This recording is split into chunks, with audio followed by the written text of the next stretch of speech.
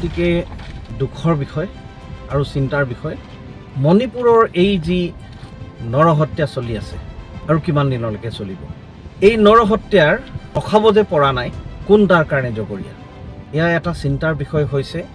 এতিয়া চবেই ব্যস্ত, ঝাৰখণ্ডৰ নিৰ্বাচন, বেলেগ বেলেগ ৰাজ্যত চলি থকা নিৰ্বাচন, আমাৰ প্ৰধানমন্ত্ৰী ডাঙৰীয়া ব্যস্ত, গৃহমন্ত্ৰী অমিত শ্বাহ ডাঙৰীয়া ব্যস্ত, নেডাৰ আহ্বায়ক হিমন্ত বিশ্ব শৰ্মা ডাঙৰীয়া ব্যস্ত।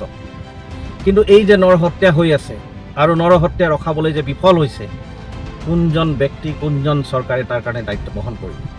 মই এজন ভাৰতীয় হিচাপে দুখ অনুভৱ কৰি আছোঁ যে তাত আজি 1 বছৰতকৈ অধিক সময় নৰহত্যা চলি আছে আৰু আমি ৰখাব কোনো সফল হ'ব পৰা নাই।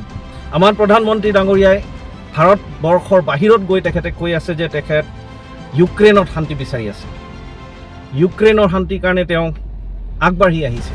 কিন্তু ভাৰতবৰ্ষৰ ভিতৰত নিজৰে এটা ৰাজ্য জ্বলিছে, তাত অশান্তি আছে মণিপুৰত, আৰু তেওঁ যে কোনো মাত মাতিব পৰা নাই বা একো কৰিব পৰা নাই, এইটো দুখৰ বিষয় নহয় জানো?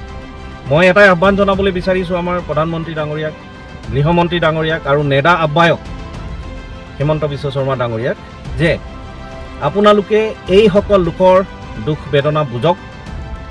মণিপুৰী লোকসকলৰ মাজত যাতে ভাৰত বা ভাৰত ৰাষ্ট্ৰৰ প্ৰতি বিশ্বাস, আস্থা হেৰুৱাই নাযায়, নাইকিয়া হৈ নাযায়, আপোনালোকে নিৰ্বাচন বাদ দি অকণমান তেওঁলোকৰ কথা চিন্তা কৰক, যাতে তেওঁলোকে ভাৰতবৰ্ষৰ প্ৰতি, ভাৰত ৰাষ্ট্ৰৰ প্ৰতি তেওঁলোকৰ আস্থা অব্যাহত থাকে, তেওঁলোকে এটা শান্তিৰ জীৱন যাপন কৰিব পাৰে আৰু এই নৰহত্যা যিটো হৈ আছে এইখিনি বন্ধ হ'ব পাৰে। ধন্যবাদ।